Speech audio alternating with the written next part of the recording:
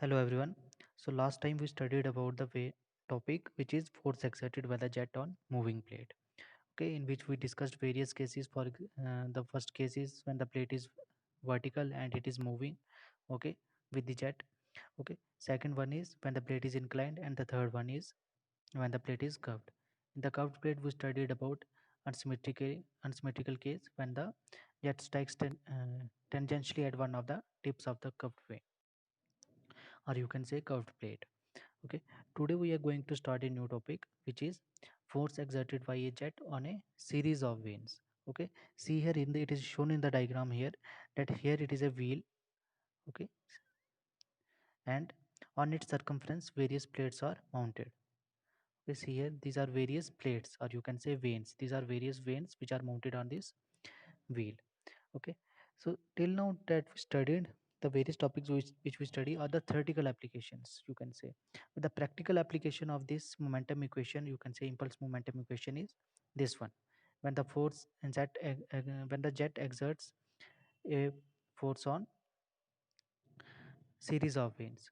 Okay, what happens in this case, that the when jet strikes the plate, what happens due to the force exerted by the jet on the plate, that this wheel starts moving. Okay, and when this plate moves forward, then the second place comes in contact with this jet. Okay, and due to this, what happens when the first plate is moved, second place comes in contact with it, and due to this the wheel starts rotating. Okay, and the wheel starts rotating at constant speed. Now let us suppose that the velocity of the jet will be v. Okay, I already told you in the last lecture that when the plate is moving, we take relative velocity, okay, which is v minus u. What is u here? U is the velocity with which plate is moving.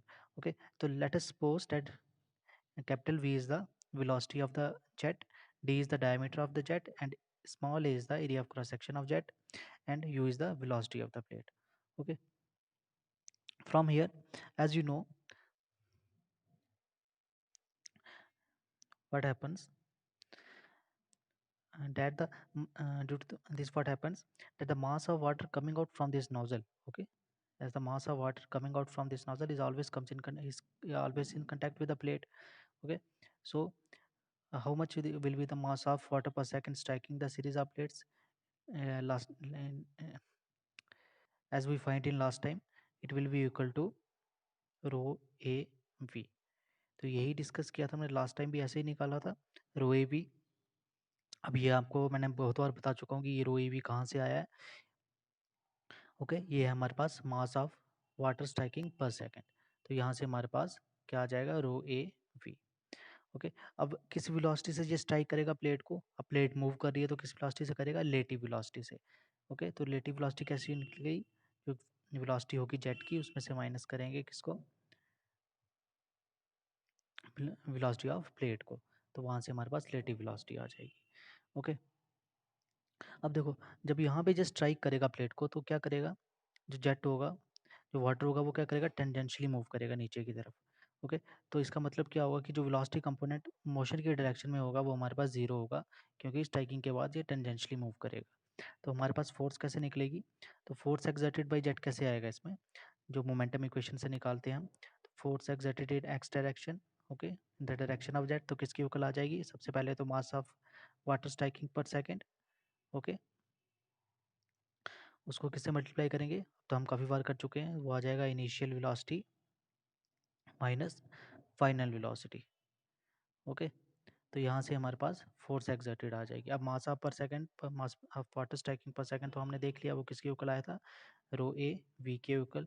Okay, अब यहाँ से initial velocity क्या है हमारे पास? Initial velocity मैंने बताई moving के case में क्या होती है. इनिशियल वेलोसिटी इनिशियल के केस में होती है v माइनस यू.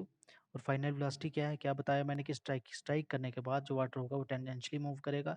इसका मतलब जो in the direction of motion होगा उसका वेलोसिटी क्या होगी? वेलोसिटी कंपोनेंट जीरो होगा. तो यहाँ पे फाइनल वेलोसिटी हमारे पास जीरो आ जाएगी. ओके, तो फाइनली हमें क्या इक्वेशन मिलेगी एफ एक्स की? Force exerted in direction of motion of plate क्या आ जाएगा हमारे पास? रो ए v into v minus u minus zero. Okay, यहाँ तक क्लियर है? अब अब क्या किया था हमने लास्ट केसेस में, हमने निकाला था इसके बाद वर्क डन। तो वर्क डन कैसे निकाला था हमने? तो वर्क डन हमारे पास किसके इक्वल होता है? वर्क डन हमारे पास होता है फोर्स इनटू डिस्टेंस पर second in the direction of force. Okay, तो डिस्टेंस पर second in the direction of force हमारे पास क्या है? एक टाइप से वेलोसिटी हो गई, डिस्टेंस अपॉन टाइम। तो ये वेलोसिटी हो गई, किसकी वेलोसिटी है? ये प्लेट की।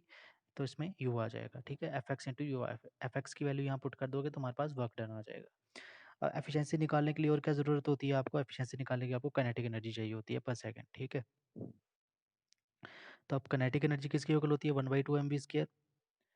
Okay, 1/2 mv²। ओके, तो यहाँ से हमारे पास मास हमें पता है, ओके, v² भी पता, तो यहाँ से हमारे पास काइनेटिक एनर्जी आ जाएगी 1/2 रो ए v³। ओके, अब हम इजीली कैलकुलेट कर सकते हैं एफिशिएंसी, ठीक है। तो एफिशिएंसी कैसे आ जाएगी हमारे पास? एफिशिएंसी किसके इक्वल होती है? एफिशिएंसी होती है हमारे पास वर्क डन पर सेकंड अपॉन वर्क डन। ये याद रखना कि ये पर सेकंड होता है, ठीक है। वेट, डेटा क्या हो जाएगी? वर्क डन पर सेकंड अपॉन काइनेटिक एनर्जी पर सेकंड। ओके, तो अब यहाँ से हमने वर्क डन निकाल लिया पर सेकंड, तो उसकी वैल्यू क्या आई थी हमारे पास? ये वैल्यू आई थी उसके बाद, ठीक है। उसके बाद हमने काइनेटिक एनर्जी भी निकाल दी, तो उसकी हमारे पास ये वैल्यू आ गई थी, ठीक है। तो उसके बाद वैल्यू पुट कर दोगे एफिशिएंसी में, तो हमारे पास एफिशिएंसी किसकी इक्वल आ जाएगी? एफिशिएंसी हमारे पास आ जाएगी 2u v minus you upon v²। Okay, तो ये हमारे पास एफिशिएंसी आ जाएगी। अब कई बार एग्जामिनर आपको क्या पूछ लेता है कि आपको निकालना है कि इस केस में हमारे पास मैक्सिमम एफिशिएंसी कितनी होती है। ओके, मैक्सिमम एफिशिएंसी निकालने के लिए क्या करना पड़ेगा? उसको डिफरेंशिएट करना पड़ेगा। ओके, तो देखो, तो मैक्सिमम एफिशिएंसी हमारे पास कब होगी? जब हमारे पास differentiation of efficiency upon D U किसके इक्वल हो जाएगा? 0 के इक्वल हो जाएगा। ओके, तो अब यहाँ पे एफिशिएंसी की वैल्यू पुट कर दो और यहाँ से इसको डिफरेंशिएट कर दो।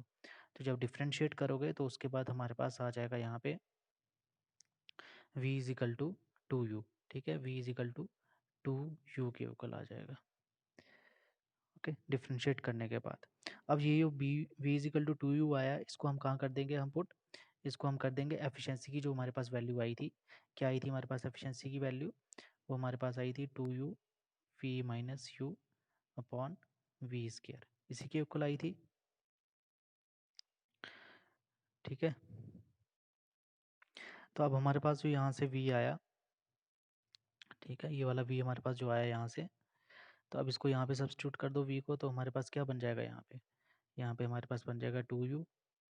ओके, तो v क्या आया था? 2u आया था हमारे पास, तो 2u ब्रैकेट में ये भी 2u हो जाएगा माइनस u अपॉन, नीचे भी v था, तो नीचे भी v होगा, तो यहाँ से आपको कन्फ्यूज़न हो रही होगी, अब यहाँ पे देखो, ठीक है। तो यहाँ पे हमने वैल्यू पुट कर दी 2u की, तो यहाँ से हमें एफिशिएंसी मिल गई 0.5। तो इसको 100 से मल्टीप्लाई कर देंगे तो हमें मैक्सिमम एफिशिएंसी कितनी मिलेगी? वो मिलेगी हमें 50% की मैक्सिमम एफिशिएंसी मिलेगी।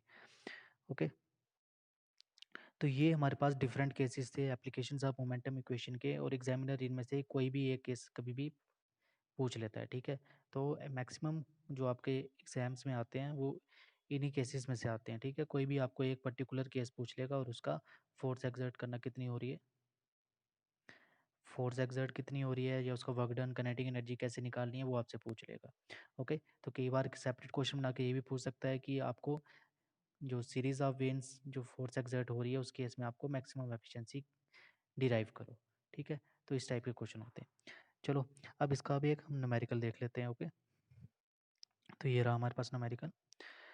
तो ये न्यूमेरिकल में फर्स्ट क्या दिया हुआ है कि a jet of water having a velocity of 15 metre per second, means capital V हमें दिया हुआ है, strikes a series of curved vane, मतलब ये कौन सा केस आ गया हमारे पास? सीरीज ऑफ कर्व्ड केस का, which is moving with a velocity of 5 metre. ये हमें प्लेट की वेलोसिटी दी हुई है in the same direction as that of the jet of inlet.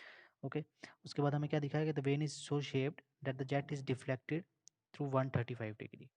Okay, तो हमें डिफ्लेक्शन दी हुई है, तो मैंने आपको डिफ्लेक्शन बताया था, एंगल ऑफ डिफ्लेक्शन किसके इक्वल होता है? 180 माइनस थीटा या फिर फाई, जो भी होगा, ठीक है। तो वो हमारे पास वो आ जाएगा डिफ्लेक्शन, ठीक है। तो वहाँ से हम निकाल सकते हैं थीटा इन फाई की वैल्यू। डाई ऑफ जेट भी गिवन है हमें, मीन्स एरिया निकाल सकते हैं, π/4 d² से एरिया निकल जाएगा हमारे पास, ठीक है। तो assume the vane to be smooth, अब हमारे पास वेन जो है वो स्मूथ बोला हुआ है, तो अगर हमें वेन स्मूथ बोला हुआ है तो मैंने आपको उस टाइम क्या केसेस बताए थे, एक तो VR1 is equal to VR2 होता है, ओके, और इसमें U1 equal to U2 equal to U होता है, ठीक है। ये दो केसेस होते हैं कि मतलब रिलेटिव वेलोसिटी जो इनलेट और आउटलेट पे होगी वो भी सेम होगी, और जो वेलोसिटी ऑफ प्लेट होगी इनलेट और आउटलेट पे, ओके, वो भी सेम होगी, ओके। तो इसके बाद हमें क्या बोला हुआ है निकालने को, हमें बोला हुआ है force exerted by jet on when in the direction of motion, एक तो फोर्स बोली है मतलब Fx बोला हुआ है निकालने को, उसके बाद power exerted on the when, और तीसरा हमें एफिशिएंसी ऑफ वेन, एफिशिएंसी बोला हुआ है निकालने को, ठीक है। तो क्वेश्चन क्लियर है अभी यहाँ तक। तो देखो हमें क्या क्या गिवन है, वेलोसिटी ऑफ जेट हमें गिवन है, velocity of veins means plates भी आपको गिवन है। ये केस मैंने बताया है क्योंकि किस केस में होगा ये, क्योंकि हमारी प्लेट जो स्मूथ है और उसमें कोई भी एनर्जी लॉसेस नहीं हो रहे हैं। अब देखो कि एज यहाँ क्या बोला हुआ है कि जो इनलेट और हमारा जो जेट और वेन है वो सेम डायरेक्शन में है। आपने जो हमने लास्ट केस किया था टेंजेंशली, जब जो टिप पे स्ट्राइक कर रही थी उस केस में देखा था कि आपने यहाँ पे ट्राइंगल बनती थी, ओके, इस तरह की ट्राइंगल बनती थी ना वहाँ पे इनलेट के केस में। पर यहाँ पे क्या है, जेट और उसकी डायरेक्शन सेम है, किसकी, डायरेक्शन ऑफ मोशन की। उस केस में क्या था कि वो यहाँ पे टिप पे स्ट्राइक कर रही थी, पर यहाँ पे मूव कर रही है। तो इस केस में क्या होगा, हमारे पास जो अल्फा वहाँ पे जो एंगल बनता था, अल्फा कहाँ बनता था, इस टाइप की ट्राइंगल बनती थी हमारे पास वहाँ कुछ, तो इस तरह की ट्राइंगल बनती थी ना वहाँ पे, ये होता था हमारे पास अल्फा और ये होता था हमारे पास थीटा। तो अब जो है जेट वो सिर्फ यहाँ पे स्ट्राइक कर रहा है, तो इस केस में अल्फा क्या होगा हमारे पास, 0 होगा, ओके। अब यहाँ से भी देख सकते हो ये डायग्राम शो की हुई है, तो यहाँ पे इस तरह से स्ट्राइक करेगा इसलिए अल्फा 0 होगा, मतलब इनलेट पोर्शन पे हमारी कोई ट्रायंगल नहीं बनेगी, ओके। तो इसके बाद नेक्स्ट क्या दिया हुआ है, डाई ऑफ जेट दिया हुआ है, तो वहाँ से हम क्या निकालेंगे, एरिया निकाल लेंगे, एंगल ऑफ डिफ्लेक्शन भी दिया हुआ है, और वहाँ से हम निकाल लेंगे फाई। अब क्योंकि यहाँ पे थीटा तो है नहीं, तो क्या हमें निकालना पड़ेगा, जो आउटलेट पे जो एंगल बनाएगा, कौन बनाएगा आउटलेट पे एंगल, जो रिलेटिव वेलोसिटी जो एंगल बनाती है, ठीक है, उसको हम थीटा या फाई बोलते हैं। इनलेट पे होगा तो थीटा और आउटलेट पे होगा तो फाई। तो इस केस में आउटलेट पे है तो यहाँ पे जो एंगल बनेगा वो बनेगा फाई, ओके। जो हमें गिवन है वो कितना है, 45 डिग्री, यहाँ से एंगल ऑफ डिफ्लेक्शन से हम निकाल लेंगे। थीटा इस केस में 0 है, ओके। चलो, और इसके बाद हमें और क्या बोला था, प्लेट स्मूथ है, तो इसका मतलब क्या है, हमारे पास जो रिलेटिव वेलोसिटी एट R1 और R2 मतलब इनलेट और आउटलेट पे सेम है, ओके। अब देखो जो इनलेट है हमारे पास, इनलेट वेलोसिटी ट्रायंगल, वो क्या है हमारे पास, यहाँ पे इनलेट पे तो कोई वेलोसिटी ट्रायंगल बनी ही नहीं, तो ये मतलब स्ट्रेट लाइन है। तो रिलेटिव वेलोसिटी क्या आएगी यहाँ पे इस नीचे वाले केस में, वहाँ पे आएगी V1 minus U1 which is equal to what, 15 minus 5 which is 10 metre per second, okay. और साथ में और क्या निकालना है हमने, VW1, तो VW1 किसके इक्वल होगा, ये भी VW1 और V1 सेम होंगे, ओके, ये दोनों इक्वल होंगे, देख लो यहाँ पे ये दोनों सेम होंगे, तो ये हमारे पास क्या आ जाएगा, 15 मीटर पर सेकेंड। अब आउटलेट ट्रायंगल पे कितना होगा, ये वाली जो ट्रायंगल है हमारे पास, यहाँ पे तो ट्रायंगल बन रही है, तो यहाँ पे रिलेटिव वेलोसिटी किसके इक्वल होगी, मैंने क्या बताया था, VR2 किसके इक्वल होगा, VR1 किस केस में, अगर हमें दिया होगा कि स्मूथ है, तो यहाँ पे कितना हो जाएगा, ये 10 मीटर पर सेकेंड हो जाएगा रिलेटिव वेलोसिटी, ओके। और U2, ये वाला U2 किसके इक्वल हो जाएगा, U2 भी मैंने किसके इक्वल हो जाएगा, 5 मीटर पर सेकेंड के, ओके। क्योंकि स्मूथ में आपको दो केसेस याद रखने हैं कि रिलेटिव वेलोसिटी एट 1 और रिलेटिव वेलोसिटी एट 2, मतलब इनलेट और आउटलेट सेक्शन पे दोनों सेम होंगी, और जो प्लेट की वेलोसिटी होगी वो भी सेम होगी, ओके। तो यहाँ तक क्लियर है। अब निकाल लेते हैं हम, क्या निकाल लेते हैं, अब देखो ये हमारे पास फाई एंगल गिवन है, जो उसको हम फाई भी है, ठीक है। तो अगर हमने यहाँ से निकालना होगा अगर कॉस फाई की वैल्यू, तो कॉस फाई किसके इक्वल होता है, कॉस फाई हमारा किसके इक्वल होता है, बेस अपॉन हाइपोटेन्यूज के, ठीक है। तो बेस हमारे पास क्या है, यहाँ पे बेस है हमारे पास U2 प्लस VW2, यही बेस है हमारे पास, है ना, यही बेस U2 प्लस VW2। और हाइपोटेन्यूज क्या है हमारे पास, हाइपोटेन्यूज है हमारे पास ये V और 2, ये वाला, ठीक है। ये बेस आ गया, ये हाइपोटेन्यूज, तो वहाँ से काई फाई कॉस फाई की वैल्यू, ठीक है, फाई की वैल्यू हमें गिवन है 45 हमने जो भी निकाली एंगल ऑफ डिफ्रैक्शन से, तो फाई की वैल्यू हमें 45 डिग्री है। तो यहाँ से हमें क्या मिल जाएगा, यहाँ से हमें मिल जाएगा VW2, क्योंकि U की वैल्यू भी हमें पता है, तो VW2 हमारे पास आ जाएगा। तो VW2 हमारे पास कितना आ जाएगा,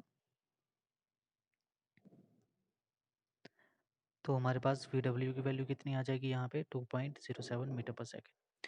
ओके, तो हमने निकालना क्या था, हमने निकालनी थी force exerted by the jet. अब उसके लिए पहले क्या निकाल लेते हैं, हम मास निकाल लेते हैं, क्योंकि हमें चाहिए होता है मास of water striking per second. ठीक है, तो वो किसके इक्वल आ जाएगा हमारे पास, रो ए V1 के इक्वल। ओके, तो रो की वाटर की तो 1000 हो गई, एरिया में निकाला हुआ है, V1 भी हमें पता है, तो यहाँ से हमारे पास आ जाएगा सीरीज ऑफ वेन्स के ऊपर। ठीक है, अब इसके बाद हमें क्या पूछा था, force exerted by the jet, तो वो किसके इक्वल आ जाएगी, रो ए V1, okay, by the jet on the when in direction of motion, plus क्या आ जाएगा VW1 प्लस VW2। अब यहाँ पे मैंने प्लस साइन क्यों यूज़ किया, क्योंकि एंगल जो था हमारे पास क्या था, एक्यूट एंगल था, मीन्स की लेस देन 90 डिग्री था, इसलिए प्लस यूज़ कर रहा हूँ। अगर ग्रेटर देन होगा तो क्या करेंगे हम, ऑब्ट्यूस एंगल होगा तो हम माइनस यूज़ करेंगे। ओके, और अगर क्या होगा, अगर हमारे पास 90 डिग्री हो जाएगा तो सिर्फ VW1 आ जाएगा। तो डेट्स वाई यहाँ पे मैंने प्लस यूज़ किया, क्योंकि हमारे पास एक्यूट एंगल है 45 डिग्री, तो इसलिए मैंने प्लस यूज़ किया। ये हमने लास्ट केस में किया था, आप पिछली वीडियो देखना तो आपको पता लग जाएगा। तो एफ एक्स हमारे पास निकल गया यहाँ से, फर्स्ट तो पार्ट हमारा सॉल्व हो गया इजली। अब हमारे पास सेकंड पार्ट है एफिशिएंसी, पावर निकालनी है हमने। तो पावर कैसे निकालेंगे, तो पावर का मैंने क्या बताया था आपको कि Newton metre per second power, इसको हम और लिख सकते हैं, इसको न्यूटन मीटर से आकर को क्या लिख सकते हैं, वॉट लिख सकते हैं, तो ये यूनिट होंगे। तो न्यूटन क्या है हमारे पास, फोर्स, और क्या है मीटर पर सेकंड क्या होगी, वेलोसिटी। ठीक है, तो वर्क डन पर सेकंड से निकल जाएगा, एफ एक्स इंटू यू, उसको किलोवाट 1000 से डिवाइड कर देंगे तो हमारे पास किलोवाट्स में निकल जाएगा इसका आंसर। तो यहाँ से हमारे पास क्या आ जाएगा, 10.5 किलोवाट हमारे पास यहाँ पे पावर आ जाएगी। और लास्ट हमें क्या पूछा था, एफिशिएंसी है, तो एफिशिएंसी ऑफ काफ़ी ईजी है, work done upon kinetic energy, तो सभी आपको मालूम है। ठीक है, कैसे निकालना है, मास आपने निकाल लिया, V1 स्केयर भी आपको पता है, वर्क डन आपने ऊपर निकाल लिया, तो सिंपल आपने वैल्यूज पुट करनी है, तो हमारे पास आ जाएगा एफिशिएंसी की वैल्यू, डेट इज़ 75.86%। तो ये काफ़ी इंपॉर्टेंट है आपके लिए पेपर में, इस टाइप इसके सीरीज़ के न्यूमेरिकल्स कई बार आपसे पूछे गए हैं फाइनल एग्जाम में। ठीक है, तो ये हमारा हो गया मॉड्यूल 3 का मोमेंटम एंड इट्स एप्लीकेशंस। अब नेक्स्ट लेक्चर में हम मॉड्यूल 4 शुरू करेंगे। ठीक है, मॉड्यूल 4 में हम क्या शुरू करने वाले हैं, हम शुरू करेंगे pipe networks. Okay, pipe networks, और साथ में हम शुरू करेंगे इसमें कि हमारे पास पाइप्स में क्या क्या प्रॉब्लम्स आती है। Okay, so that's it for today. Okay, thank you, have a good day.